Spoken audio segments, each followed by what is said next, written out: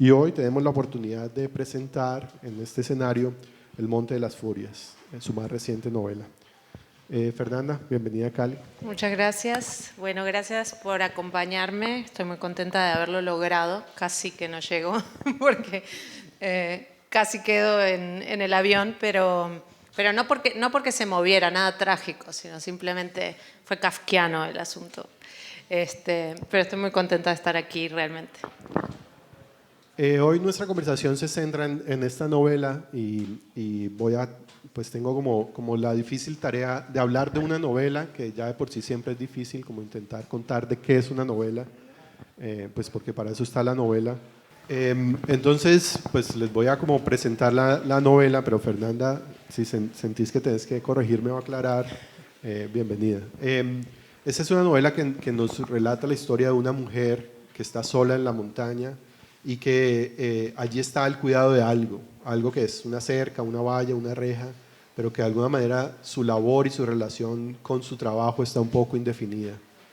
Y en esta vida solitaria ella está en contacto con muy poca gente. Hay por allí un celador que cuida un espacio vecino, un par de mujeres que son testigos de Jehová que vienen a visitarlas. Y en esta soledad de la montaña permite ahondar en las relaciones de esta mujer con su madre y con su abuela. En la novela, pues como en tantas otras, pasan cosas, algunas de las cuales hablaremos o no, no sé, pero que ustedes se encontrarán con ellas en las páginas del libro. Y este espacio tan controlado nos permite ver las relaciones, las tensiones y los matices de este personaje y de toda esta constelación de figuras que la rodean. Yo, para seguir situando la novela, quería invitarte a un pequeño juego, y es que la narradora de esta novela escribe, es una persona que está escribiendo en sus cuadernos y por la mayor parte del tiempo estamos leyendo lo que ella escribe. Y el hecho de que tu personaje sea una persona que escribe permite unas reflexiones muy bonitas y muy interesantes sobre la escritura, sobre lo que significa escribir. Y una de esas reflexiones es que ella dice que las palabras traen colgadas otras cosas, ¿cierto? Ella está hablando del patio versus el jardín y cómo el jardín trae ciertas ideas, ciertas imágenes y la palabra patio otras. Y yo te quería invitar a jugar y que nos dijeras qué palabras traen colgadas, ¿cierto? O qué traen colgadas las siguientes palabras: monte, montaña y cantera. Ay, qué difícil. Em, bueno, a ver. Monte para mí trae las palabras que trae colgadas. Es misterio, es exuberancia o abundancia, sin duda vida, refugio, pero también amenaza. Bueno, ya ves que si empiezo me puedo sacar mucho de ahí adentro. Mientras que montaña lo encuentro más, las palabras que trae colgando para mí, estoy haciendo asociación automática, ¿no? Ya sería más inmensidad, tiempo geológico, presencia.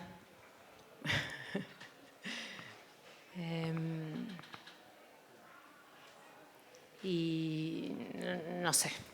¿Y cuál me queda? Cantera. Cantera, bueno, extracción, herida,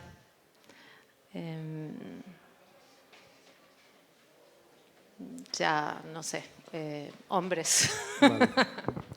Bueno, y creo que en el listado que haces y en las imágenes que haces se presentan algunas de las tensiones que no solo atraviesan la trama, sino también el universo en el cual esta ocurre. Y algo que es muy interesante en la novela es que en algunos de los fragmentos están escritos precisamente desde el punto de vista de la montaña y le das una voz a la montaña. Entonces me gustaría que nos contaras un poco el porqué de esa decisión y un poco del trabajo que hiciste para encontrar una voz en la montaña versus, digamos, la voz de lo que nos cuenta lo que le pasa a los personajes. Sí, bueno, ese fue el hallazgo, digamos, el momento de eureka que te permite entender que tenés una novela. Cuando entiendo que tenía que haber dos protagonistas, no solo la protagonista humana, que es esta mujer que cuida el entorno, que hace unas tareas rurales, unas tareas de vigilancia, etcétera, sino que había otra gran protagonista, que era la montaña misma, y que esa protagonista debía tener su propio punto de vista. No me alcanzaba con que fuera protagonista en la manera en que a veces se dice, ¿no? Que a veces dicen, aquí la selva es protagonista, pero en realidad la selva es solo telón de fondo de la historia, ¿no? Entonces, justamente, digamos, a partir de una reflexión sobre lo que entendemos como paisaje y cómo, y también de una investigación, porque precede al libro de una investigación de cómo, de las representaciones del paisaje en la literatura, y de cómo esta idea de paisaje, quieras o no, trae otro anzuelo que arrastra otras asociaciones, y una de ellas es que el paisaje es eso, es telón de fondo, que el paisaje no es protagónico.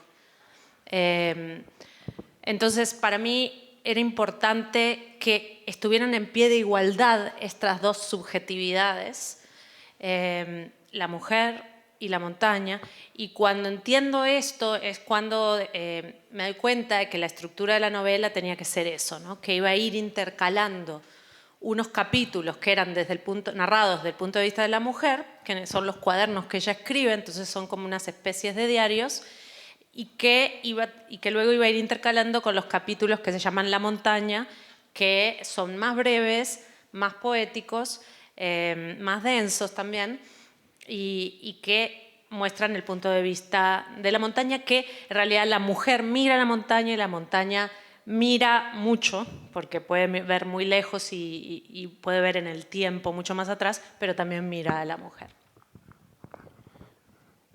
Y esa mujer está muy definida digamos, en su genealogía, de que es la mujer, es la abuela, la madre y la hija. Y todas ellas comparten algunos rasgos. Por ejemplo, todas ellas ninguna de ellas tiene padre presente, ¿cierto? Y también todas ellas tienen un trabajo que tiene que ver con el cuidado. ¿Nos podrías hablar un poco de la construcción de estos tres personajes, de esta genealogía de mujeres, y un poco de la repetición, pero también las diferencias entre estas generaciones?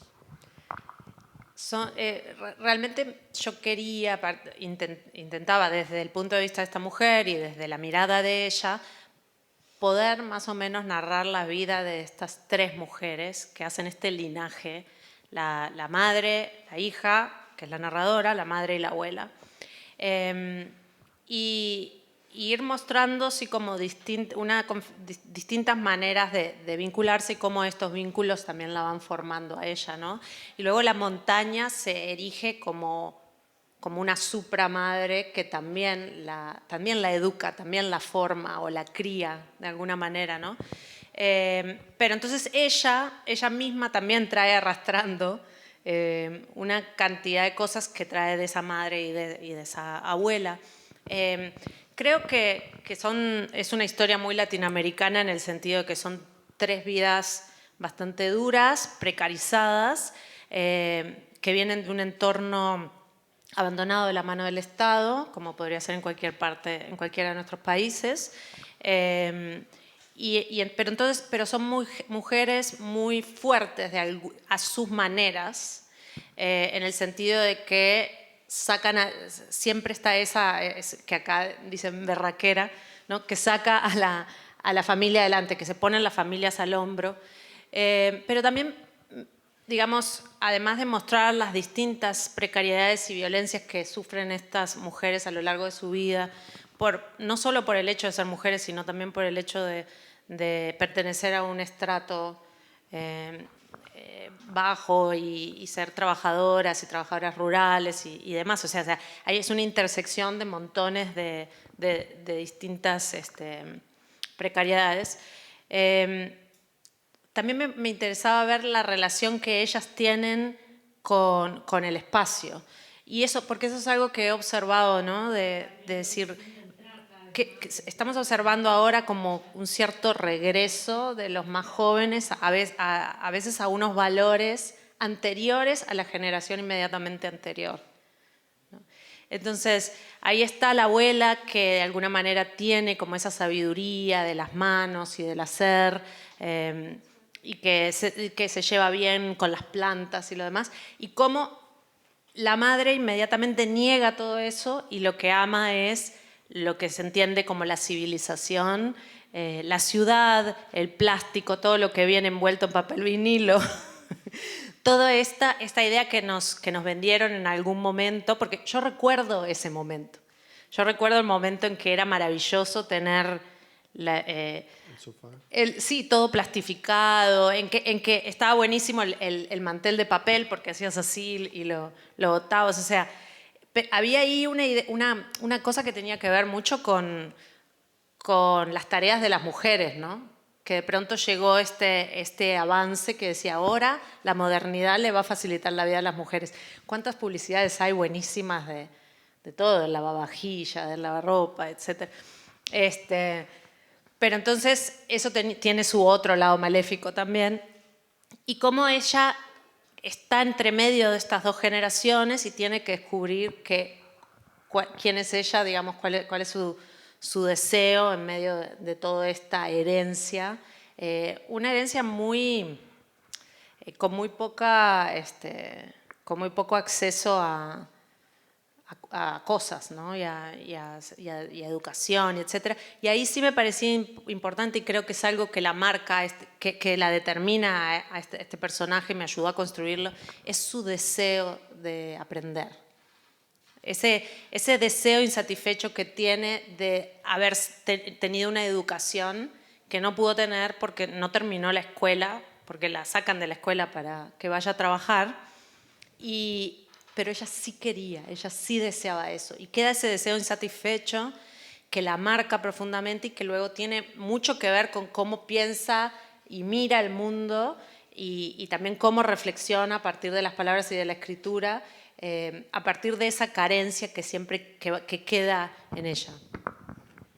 Bueno, y la escritura funciona como este espacio para ella, digamos, encontrar un camino para seguir su exploración del mundo, ya no a través de una educación formal, pero también es un registro de lo que pasa.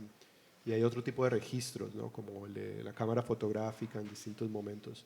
¿Por qué te parecía importante que ella registrara lo que está pasando, ¿no? Como el cuaderno, la materialidad de esos registros en medio de un mundo que es como natural, del tiempo que pasa, de los árboles que se descomponen, y ella hay algo de intentar capturar este momento.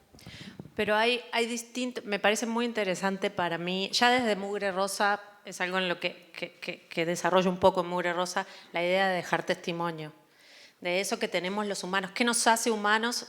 Bueno, una buena parte de lo que nos hace humanos es que tenemos una necesidad como especie de dejar testimonio. Yo estuve aquí, desde las cavernas, pintando las escenas cotidianas, y esta necesidad de dejar ese testimonio por escrito, o sea, como un registro de nuestra existencia, ¿no? Yo estuve aquí, yo pasé por aquí.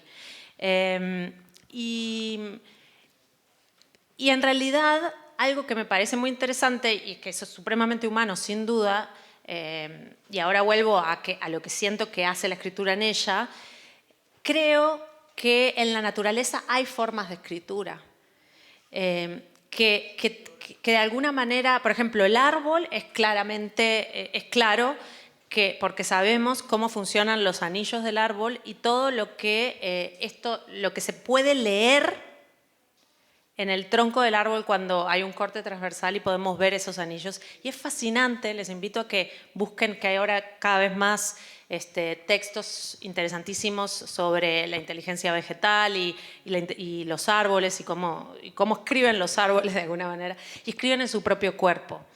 En los anillos no solo vemos el paso del tiempo, sí podemos ver cuántos años tiene el árbol, etc. Pero también hay información que quienes saben pueden leer como quien lee un registro, como quien lee el libro escrito por ese árbol. Entonces se puede ver por el grosor de los anillos también si ese año fue un año, por ejemplo, de mucha lluvia o de sequía o de pestes o de algo tóxico que podía haber, etc. Y todo eso también queda marcado, me parece fascinante. Sin duda, el otro lugar donde podemos leer en el cuerpo no humano es en la roca, es en la montaña, en las capas geológicas que nos permiten leer muchas cosas sobre todo lo que pasó allí y quedan marcas en el cuerpo. Eso me parece fascinante, ¿no?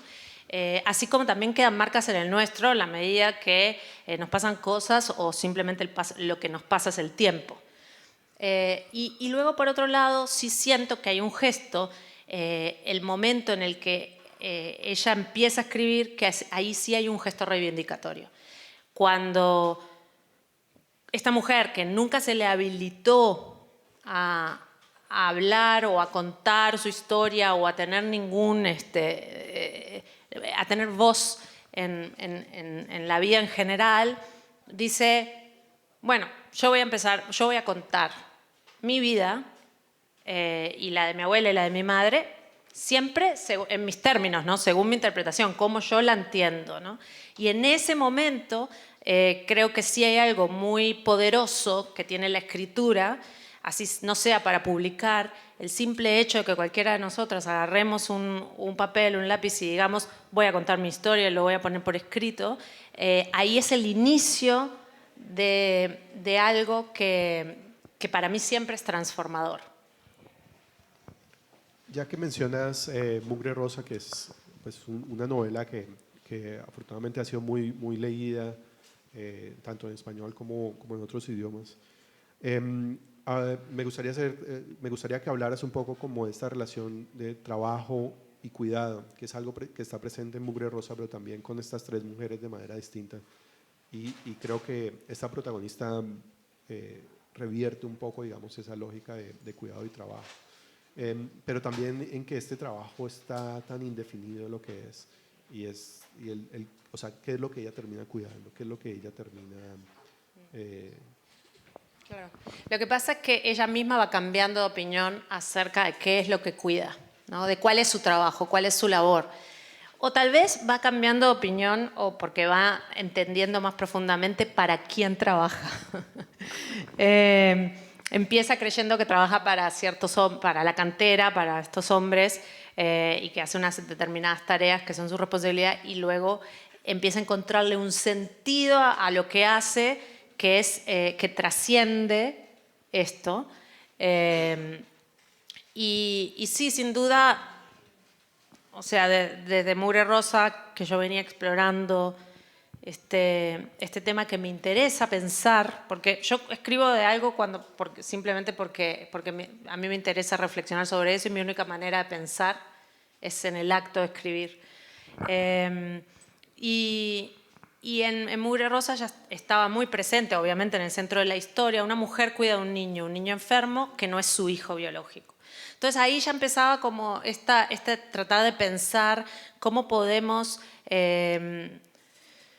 pensar los cuidados más allá de los lazos familiares o sanguíneos, porque si bien ahí, bueno, yo ya he escrito además otras cosas sobre lazos familiares, pero a mí me parecía interesante esta idea de la ética de los cuidados como una manera de refaccionar el tejido social que está tan dañado, tan agujereado, y cómo podría ser esto, ¿no? De cuidar más allá de cuál es mi responsabilidad, cuál es mi obligación como madre, padre, abuela, tía, no sé qué. Pero sentí que me quedé corta.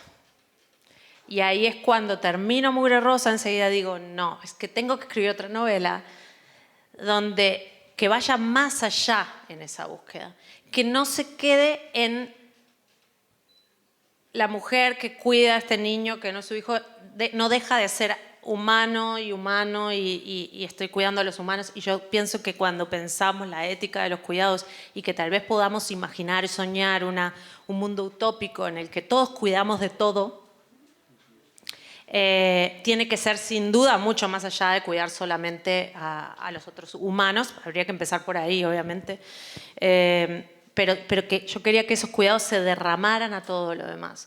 Y en ese derramamiento también empieza por su patio, por su casa, por su patio, por el jardín. Pero entonces va más allá del jardín, es todo el monte, es la montaña entera, ¿no? Y bueno, por ahí venía la cosa un poco. Algo que está al principio de la novela, digamos en el primer fragmento, es que esta mujer nos dice que tiene que dejar su casa.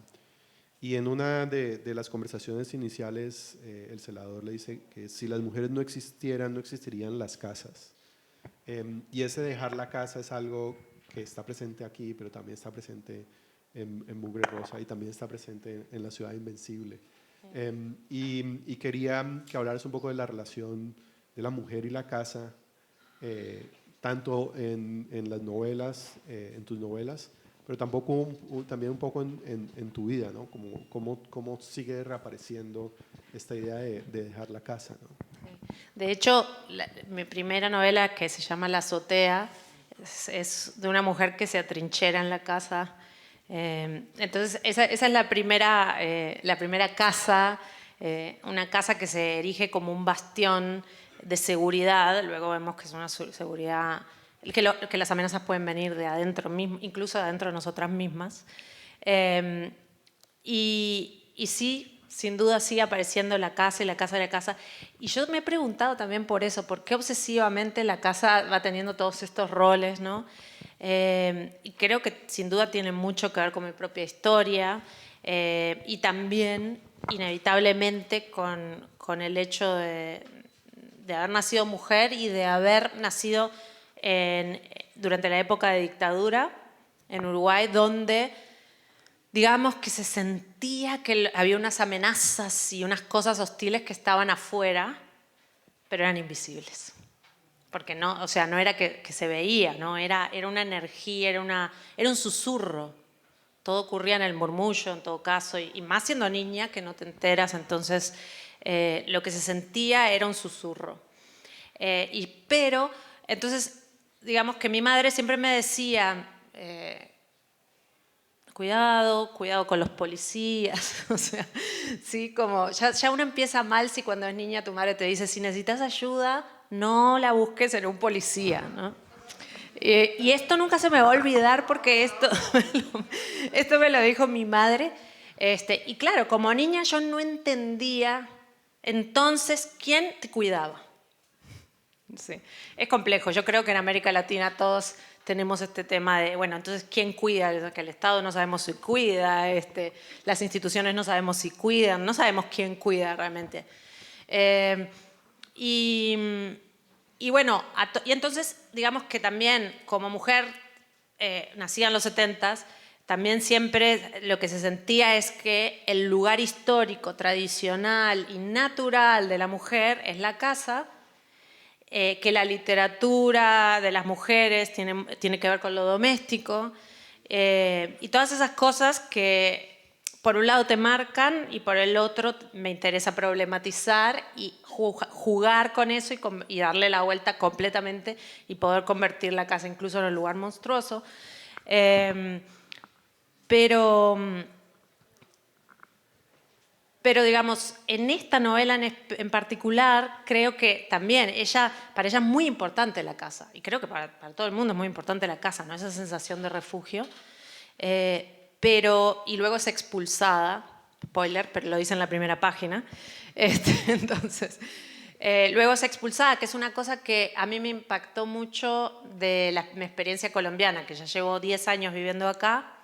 Y obviamente una de las cosas que más me impactó de escuchar y de leer cantidad de testimonios. Yo leí el informe de la Comisión de la Verdad y es el tema de los desplazamientos. De cómo en cualquier día pueden llegar y decirte, tenés 5 minutos para irte de tu casa y tenés que ir. Y se van. Eso a mí es algo, por ejemplo, que en Uruguay no conocemos como problemática y a mí eso me impactó mucho, sí, me marca, me duele mucho y entonces esta mujer en un momento la expulsan de la casa, pero yo creo que lo que yo siento que es el horizonte utópico de la novela tiene que ver con pensar que la casa no era esa. Ese es el problema. Esa no era la casa, o sea, que no la expulsaron de la casa. Ella encuentra que la casa está en otro lugar y que es una casa de la que no la van a poder expulsar. Y bueno, y puedo hacer montones de interpretaciones psicológicas sobre cómo eso se relaciona conmigo. Al final de la novela esta edición nos cuenta pues, un poco sobre el proceso, sobre el lugar de escritura de esta novela. No sé si nos puedes hablar un poco del momento y desde dónde escribes esta novela y de alguna manera cómo tus circunstancias informan algunos de tus intereses, como acabas de mencionar lo del desplazamiento o ahora que mencionas lo de los estratos. De alguna manera, cómo tu experiencia colombiana también ha permeado, digamos, tu obra o tus preguntas. Durante todo el proceso de escritura de la novela le decía a mis amigos, sí, estoy escribiendo mi novela colombiana. Porque claro, está todo eso, el tema de los estratos no se nombra la palabra estratos, pero lo que hay es distintas fronteras que sin duda van empeorando a medida que se sube la montaña, ¿no? Desde la ciudad, cada límite, cada frontera va marcando un deterioro, ¿no? Y bueno, yo escribo la nota porque a mí me parecía importante la nota al final del libro y una nota de autora con una foto, que es una foto que yo saqué con mi celular desde la ventana. Y me parecía importante rendirle homenaje a esos cerros que me habían inspirado toda la escritura. Esta novela existe gracias a... Por eso esta novela es imposible por fuera de mi experiencia colombiana, imposible también sin esa cercanía con los cerros que durante estos 10 años se fue profundizando, ¿no? Pero yo me acuerdo que llegué en 2015 a Bogotá, lo primero que me impactó fueron las montañas, a todo el mundo le pasa, me parece. Pero entonces las ves de lejos como grandes moles, como presencias constantes que de alguna manera se convierten en una especie de espacio seguro, ¿no? Que tú puedes levantar la mirada y decir, bueno, pero ahí está, sigue estando, eso está. Y eso va a seguir estando, ¿te parece, no? Incluso aunque, a pesar de que hasta las montañas mueren. Pero luego es un zoom a lo largo del tiempo y de los años, luego es un zoom de entrar cada vez más y entrar cada vez más y tratar de entender. Y también de hablar con los colombianos y con los bogotanos acerca de su relación afectiva con la montaña, ¿no? Y me parece interesantísimo cómo se forja una identidad a partir del paisaje y del entorno natural y qué distinta es la identidad que se puede forjar cuando alguien como yo que nació en un entorno de mar donde siempre fue de cara al agua, de cara al río o al mar, muy distinto a cómo se configura la identidad con la montaña. Y entonces, bueno, yo empecé, digamos que las primeras ideas de esta novela me vinieron en 2019, cuando estaba terminando Mugre Rosa. Luego, en 2020, quedamos en cuarentena, encerrados, y eso es lo que me pasó. Quedé encerrada en una casa que tenía 2 ventanas que miraban hacia la montaña, que es como empieza la novela. La novela dice, yo tengo una casa y yo tengo 2 ventanas que miran hacia la montaña, y de ahí viene, ¿no? De que en mi casa miraba hacia la montaña y entonces empiezan a pasar los días y los días y los días, y yo me siento que estoy sola con la montaña. Palabra importante porque desde esa preposición surge toda la novela. Hay un momento en que la protagonista dice, yo no vivo en la montaña, sino con ella. Y esa diferencia es más que una palabra. Eso es, digamos, pero primero yo lo tenía que experimentar. Y estar en un encierro tal como el que vivimos y al mismo tiempo sentir que la montaña estaba conmigo, que yo la miraba, ella me miraba, que había un silencio compartido, que ella misma me fue entrenando en la observación.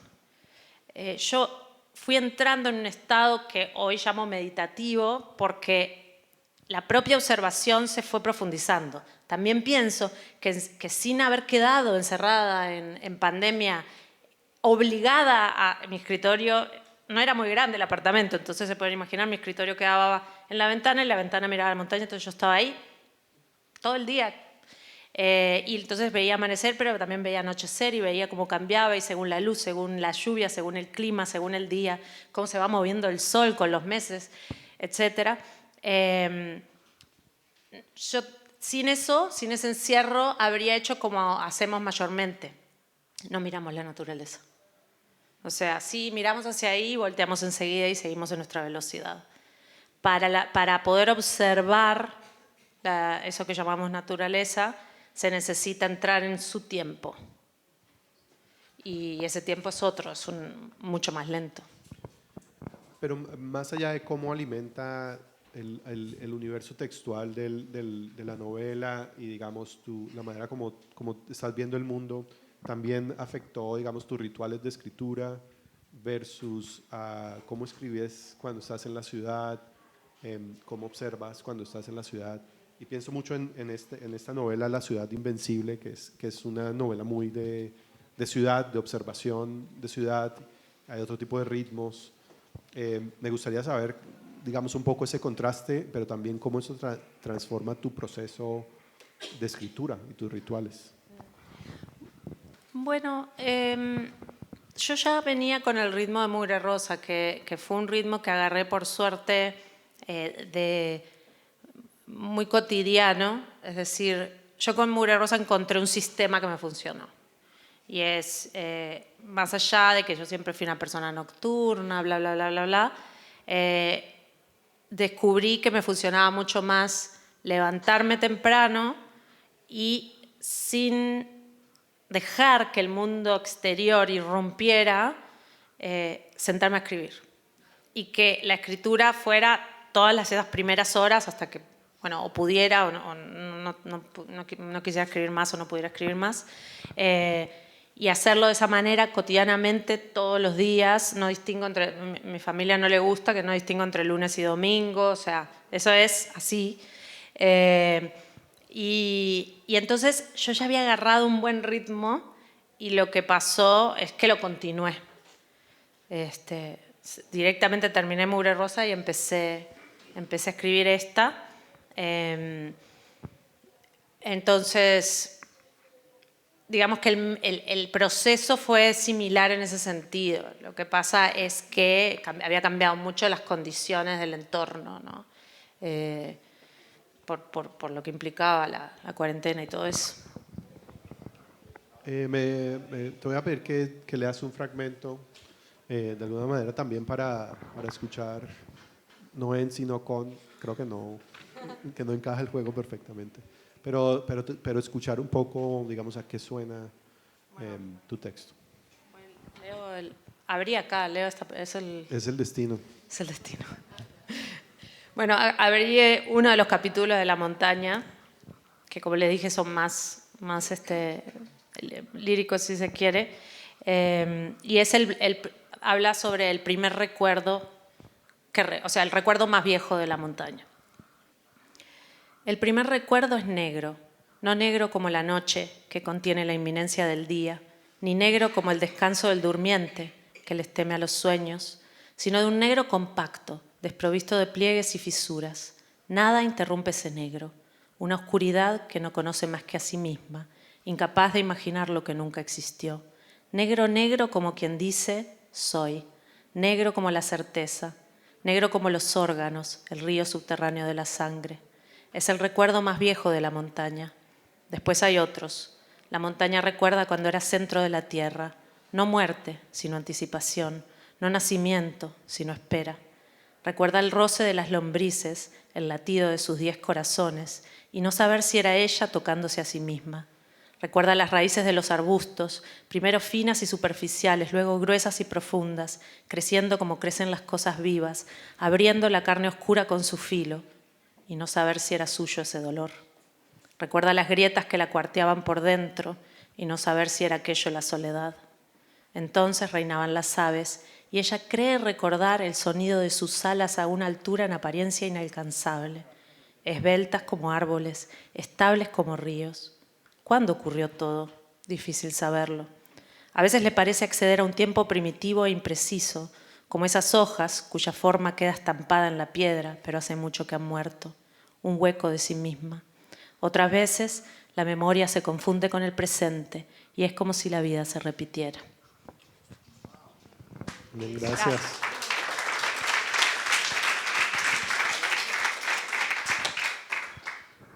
Gracias, Fernanda. Me alegra que el libro haya decidido darnos, digamos, esa voz de la montaña, que no solo, digamos, ambienta la novela, sino que realmente como marca su presencia en contraste a las vidas de los personajes. Tal vez tengamos tiempo para alguna pregunta. Sé que tenemos como 10 minutos y querría como abrirle la oportunidad al público de alguna pregunta. Sí, señor. Bueno, hago un resumen, lo no dicho. Hago un resumen.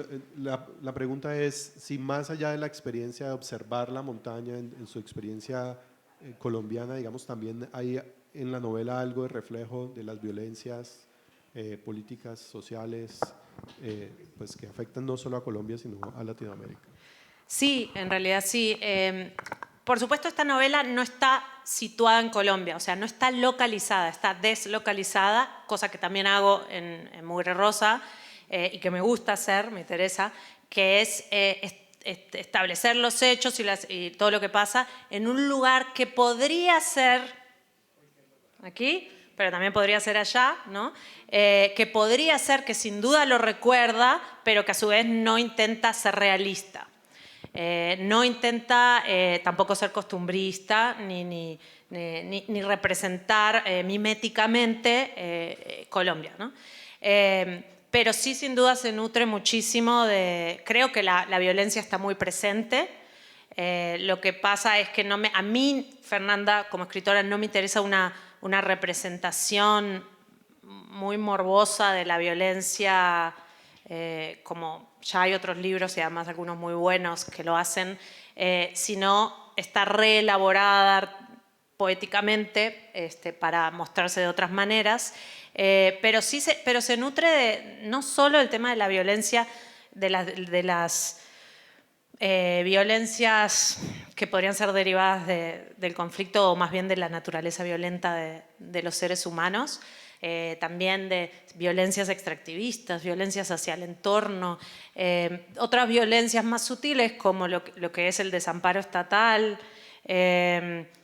violencias cotidianas que tenemos completamente naturalizadas, y sí, la verdad, son cosas que sin duda yo saco de vivir y de sentir y de pensar Colombia, pero que me interesaba que se sintieran universales y que podrían ocurrir, bueno, en México sin duda, que tiene muchas problemáticas similares, y en otros lugares. Yo creo que hemos hecho como un trabajo de no decir ciertas cosas, o sea, como que el libro todavía contiene bastantes descubrimientos, pero sé que has hablado anteriormente de lo importante que es lo no dicho en tus textos, ¿no? Y me gustaría de pronto, no sé cómo estamos, no he visto, bueno, si puedes hablar un poco de buscar ese punto de equilibrio entre lo dicho y lo no dicho, que creo que complementa un poco lo que estás comentando de la violencia.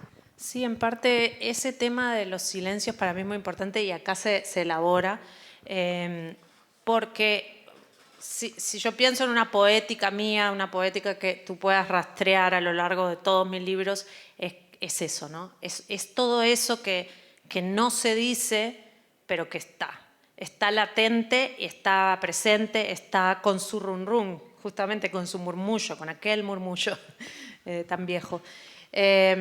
Pero entonces yo sí creo además fervientemente que la lectura es un trabajo compartido, que al leer el lector escribe también el libro. Que sí, por supuesto, hay un autor o una autora que escribe, pero escribe cifrando en lo no dicho una cantidad de sentidos. Y el lector lee descifrando una cantidad de sentidos en esos silencios, en esos no dichos. Y cuando hablo de lo no dicho o de los silencios, siempre trato de destacar que no significa que esos sentidos no estén.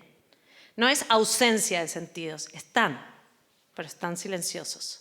Están cifrados y hubo un trabajo de cifrarlos. Y ese trabajo es tal vez lo más difícil de escribir. Es decir, cómo voy encontrando el equilibrio entre lo que puedo cifrar y no irme para el otro lado, que demasiado quede no dicho de modo que sea críptico. Entonces, siempre para mí lo más difícil de escribir es ir navegando ese límite entre lo que hay que decir y lo que se puede omitir, pero siempre con el sobreentendido de que lo no dicho es algo que está presente en el texto, que es tan material como la letra misma.